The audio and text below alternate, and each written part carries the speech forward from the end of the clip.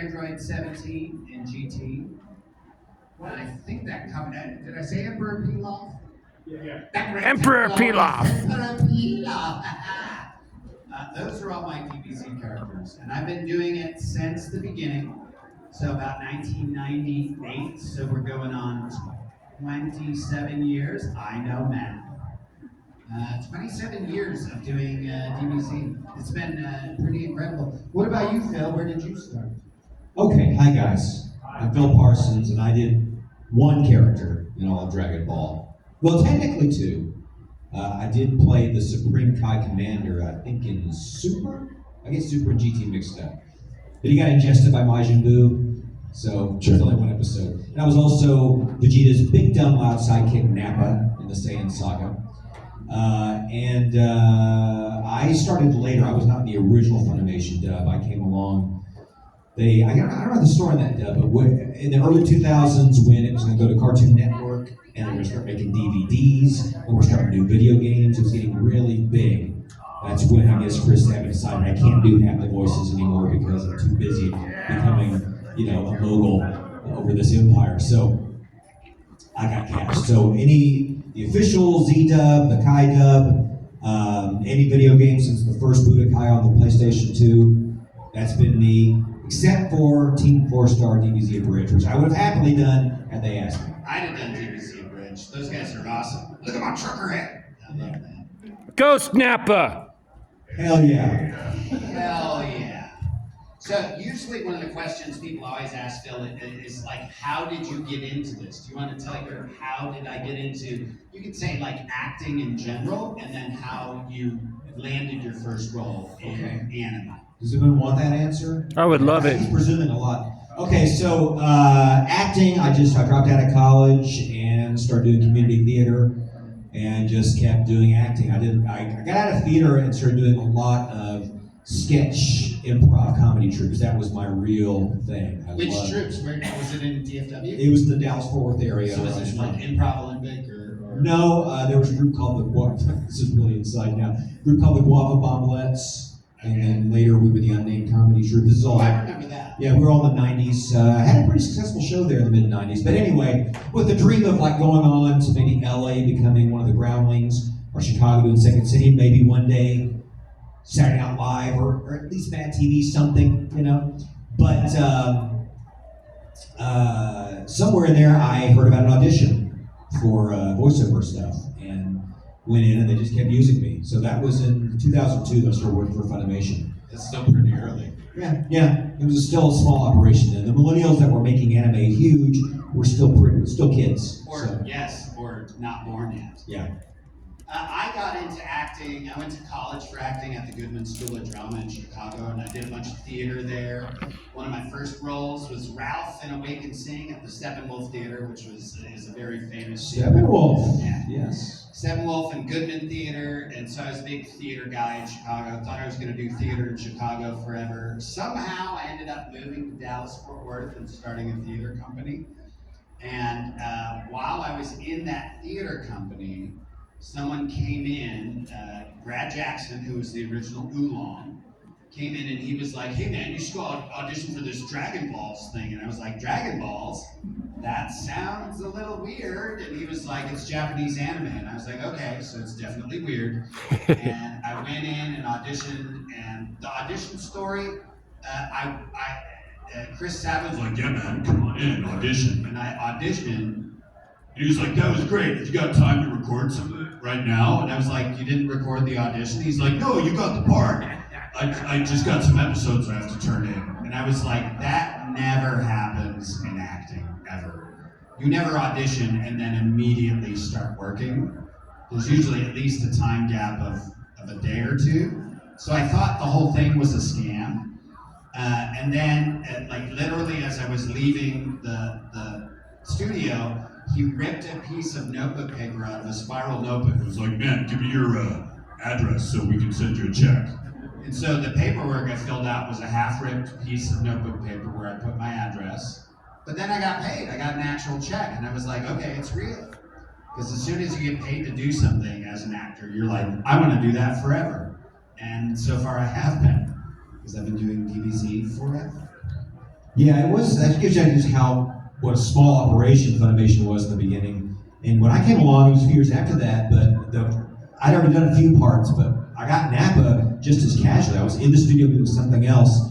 Sabat was like, "Phil, can you sound like this guy?" And he played a little bit of Michael Dobson, who, if you know your Dragon Ball history, was the original Ocean dub Nappa. Anyone know the Ocean dub? The original? Yeah. So he created the English. He's the one who gave Nappa that wrestler voice. The Japanese save did not do that kind of voice when he did Nappa. Anyway, and I did an impression, and it was like, "No, that's good. Get in the booth." I mean, it was it's Sabbath that casual. He acts quick. So, what are other questions people usually? well, let's ask. Do you guys have any questions? Yeah. Oh, right there. Yes. I have one for you as far as you've done so many characters. And I think that your natural speaking voice is very satisfying. Yes. So, how does the process work? Do they approach you like, hey, here's the guy, here's what we want you to sound like? Or do they just bring you in like, what do you think he sounds like?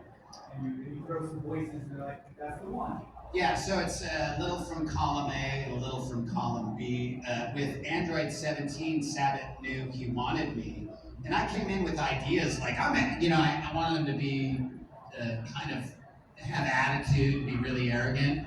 And Sabat was like, "No, man, no, just seriously, just don't do anything, just talk." And I was like, "I'm Android 6." He's like, "No, just totally relax and don't do anything." And I went, "I'm Android 17 and I'm going to kill you." And he was like, "That's perfect. That's what I want." So the only direction I ever got for Android 17 was, "Don't do anything." That was too much acting. So for that one, I just got to take direction from him, and he created that character. But for Emperor Pilaf, I did my best bad impression of Edith Bunker from All in the Family. So I did a 50-year-old woman from Queens as a short alien, and you sort of mash it up, and that's how I came up. And it works. It does. Oh, dude. Jeremy Inman, ladies and gentlemen, give him a round of applause. another Android? Do we know this? Yeah. You all right? Yes, question back there. So when the guy was asking, do you sound like, how many people did he ask? Like other people? I don't know. For all I know, I got Nappa because I happened to be there at that moment. I'm sure that's Had it been someone else, they'd be sitting here in this chair. He probably had to turn an episode in. Yeah. I'm sure it's like a bit more than one. I don't know. You'd have to ask Chris. I doubt he'd remember, 20 plus years later.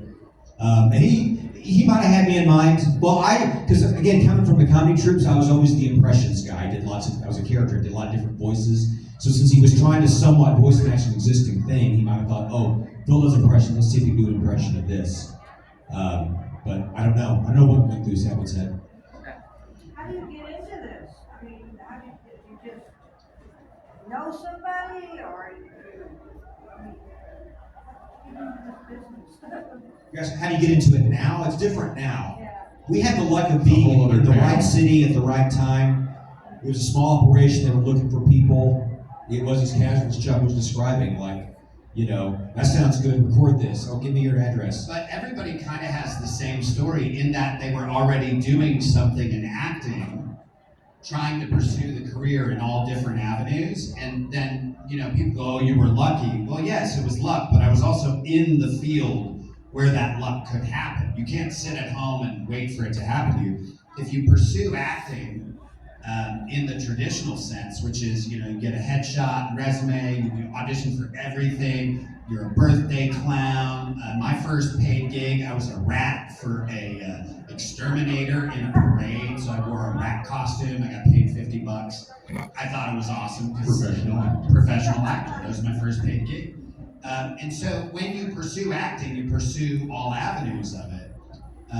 And then something opens up for you. So there's something that's the next Dragon Ball Z that is waiting there right now, which is as easy to approach as DBZ was back in the day. You just don't know what it is. But if you pursue the job, eventually you bump into the luck. Nowadays, to get into anime voice acting at DFW, you would traditionally go through your agent, and they do quarterly auditions. Jeremy can say more about that. He'll review 1,500 auditions for a single. Yeah, Jeremy doesn't just act; he's also a director at Crunchyroll. Yeah, that whole topic is an hour-long discussion. Question in the back. What do you feel about Nappa being able to make a return through the Dragon Balls? Oh, I think it's long overdue. Unfortunately, I don't see it in the cards. Oh Unless you man. mean literally cards, because I've seen in the card games we did things like, hey, what if Nappa brought back? What if he became Super Saiyan? Things like that. But I think Toriyama was like done with Nappa, just like Vegeta was. So was there difficulties or struggles keeping the same voice during your auditions? Or So like maintaining the character voice, doing different characters. Yeah. It's not. Probably the only place it's a challenge is when you first start the role, and you're just getting used to what the voice is going to be like. Zach Bolton, when he directed me in Soul Eater, I think we recorded almost the whole first episode and then went back and re-recorded the first part, because by the end of the episode, the voice had settled into a more natural place where you had a little bit more facility with it. So you go back and sort of re-record the things that maybe were a little not as properly formed. But by this time in my career, the voices have like channels. They're kind of locked in. Go ahead. Is the voice of Goku here or no? No. It's all here in our heads, unfortunately, but no, it's not.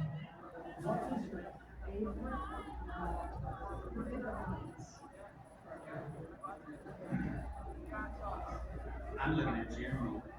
Me? What's your favorite? I don't know. There's so many.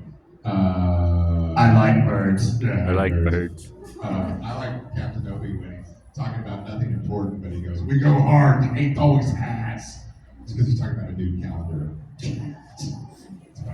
Yeah, if for Nappa, it's not even a line. It's just I like whenever he would say Kakarot. It was always fun to do because he just chews on it. You know, Kakarot. It's just a lot of fun. It's cleansing to say it. In Dragon Ball Super, when Android 17 sacrifices himself and he says, "Look at me being all human," that was pretty awesome. Yes, question. Yeah. So as Dragon Ball Z characters, the power-up screen is something that's pretty iconic for every character. How did y'all, does each of you have power-up? How did y'all develop it? Or did you stand in the mirror and look at yourself like, no, that's not right? If I may, please. I didn't. Like, that was my first gig voice acting. I had no idea what it entailed. I barely didn't know what anime was. And like almost day one, here we're gonna scream flying through the air. I'm like, what? So we're gonna scream flying through, and none of it was digital. It was all to tape. So I did that about 20 times day one. It was a total baptism by fire. Luckily, I'm naturally loud. This is true. So my mother said.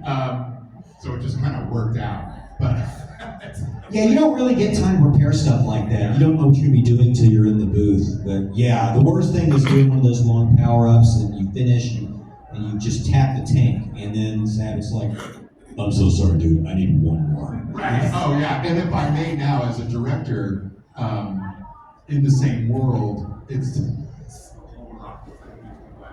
like we send out vocally taxing warnings to the actor a week beforehand. Hey, you're going to be screaming a lot. We kind of kid glove them into the booth, and I just shake my head. And sometimes, as the old guy, and go, "This never happened." No, they didn't care. They would be like, "I know you can't speak and your throat is bleeding, but we need one more." Yeah, say goodbye to your voice for a week. But it's great. Right? But you do have to really do it because it sounds fake when it's fake. Yeah. That was the best thing about the Kai dub. All that stuff was shorter, less of it. That's what I did. They make recordings and you got a good tape. Is it play it from there, or is it literally you having to yell? Every single time. Every time. And now you have generation. Yes. Yes, sir.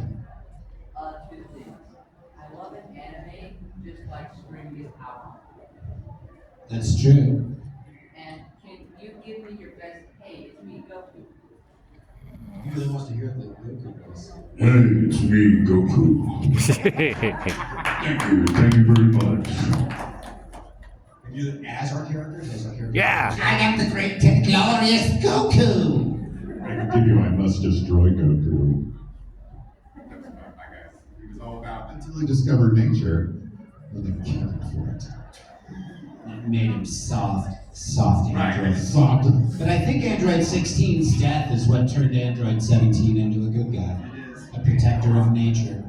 Napper would be good at covert as well. I know I'm bald and huge and barely dressed, but I'm Goku! I like the first one. Yes, in the back there. Can we get Nappa to say, look, this is the power of a Super Saiyan?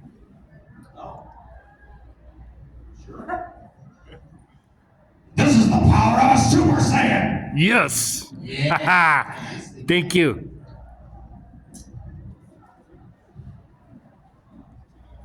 Okay, I think he's the only one on deck. All right. Can you say it's over 9,000? Ooh. I can. Yeah, that's Vegeta's line, and he's not here either. But you know what? Android 17's over 9,000. All day. It's over 9,000. Nice. My favorite thing about Android 17 is that he doesn't. I don't do a lot of power-ups or screams. During his whole fight with Piccolo, we watched it through twice, listening to the Japanese. He makes no sounds. He makes one sound. I take that back. He lands briefly on the ground and goes. So that whole awesome Piccolo fight, Android 17 makes no noise. Doesn't have to. He's an android. He's not even exerting himself. It's just what he does. I do have kind of a funny story about the 9,000 thing. What's weird is I've signed that a lot and quoted the callback to Vegeta reporting that kind of level, but I never actually said that in the show. That was in the Ocean dub. When we did the Funimation dub, that part wasn't in it. It wasn't written that way. We did the Kai dub, it was in it, but they changed it back to 8,000, which was the actual literal translation from the manga, which I think was a mistake because 9,000 sounds way better and it was already known, very well known at the time. Iconic. I have said it in some of the games, but when we were doing the Kai dub, I was totally unaware of the 9,000 thing and that it was a meme, that it was anything. And Sabat wanted to do an outtake, like a funny version of it to parody the meme. So we recorded the scene where I said, what, over 8,000? There's no way that can be right. He's like, all right, dude, I want to do one that's just like crazy, just over the top big. And he just assumed I knew like everybody else about the 9,000 meme, that that's what we're doing. I didn't know, so I thought he just wanted a bigger take. So I kept giving bigger reads. No, dude, I want it really just huge. And so eventually I'm going, over 8,000! Yeah, that's the one. And I'm going, okay, Samus lost me, finally cracked. Now this is usable. I didn't know until years later. Yeah. Yes. Which shows do I direct and coach? I do 12 a year, 2 a season. Trigun Stampede is one of my most proudest. If you haven't watched it, go check it out. Not yet. Is it a full remake or is it? Trigun Stampede is the original vision of the original creators after Trigun. Trigun originally they ran out of money in manga, so everything just kind of got thrown into the show. So they came back with a budget and a full picture, like planned out version of the Trigun story. So Trigun Stampede kind of starts before the original. That's why all the originalists online were screaming about Billy or whatever. But if you enjoy it, the animation alone is Disney quality beautiful. It's amazing. The story is really good. It's just one of my favorite. It's I do a panel sometimes called conversations anyway called Anime for people who don't watch anime, and that is first on my list as far as just reaching out to people who maybe don't even know what anime is. Just go watch Trigun Stampede. It's amazing. And Stargaze comes out in January. And now I'm directing Fire Force as well. The original director left Richie, so I inherited it, rightfully so. And Windbreaker, I'm also really proud of. A lot. I mean, it's a lot to keep track of in my head. Jeremy had been nursing a grudge because he wasn't the original director of Fire Force, even though he's one of the few, if not the only, director that actually was a fireman. Yeah. That's true too. Backstory. My favorite, I just wrapped Night of the Living Cat, featuring Bill Parsons. It's a total horror comedy take on Night of the Living Dead and Day of the Dead zombie movies, but it's basically, I'm just going to take up the rest of the panel talking about this show. Perfect. It's my favorite show. It's basically a total comedy take on horror movies, but instead of turning into a zombie, if a cat touches you, you turn into a cat. So I took this and I cast it with people from Walking Dead. The narrator is Paul Taylor, and he's Pinhead in Hellraiser. I basically tried to recruit as many horror actors as I could, because I have this idea of crossing fandoms and genres. It's like, if I can take this comedy horror anime and put horror people in it, I'm gonna be real proud of myself. I almost got, if you know who Betty Buckley is, I almost got Betty Buckley in it. But she emailed me personally wanting to do it and then asking me if I could fix the SAG rules. And I'm like, unfortunately, Betty, I cannot, but thank you for your interest. But yeah, so go watch it. Trident Stampede, Night of the Living Cat. There's an older dub that's hilarious that I directed when I was just contract night directing, called Space Battleship Tiramisu. And that's basically me and Kyle Bills and Anthony Bowling and Jamie Markey and a bunch of veteran actors having fun with the dub. It's hilarious. It's 7 minutes long. It's a total comedy Gundam. Windbreaker is really good. Windbreaker is one of my favorites because it surprised me. I was like, I'm a fighting show, whatever, but it's got a lot of heart and a lot of story to it. I could give you a list if you come by the table. Like, go look at 10 of them or so, 5 of them for sure. We have a chef.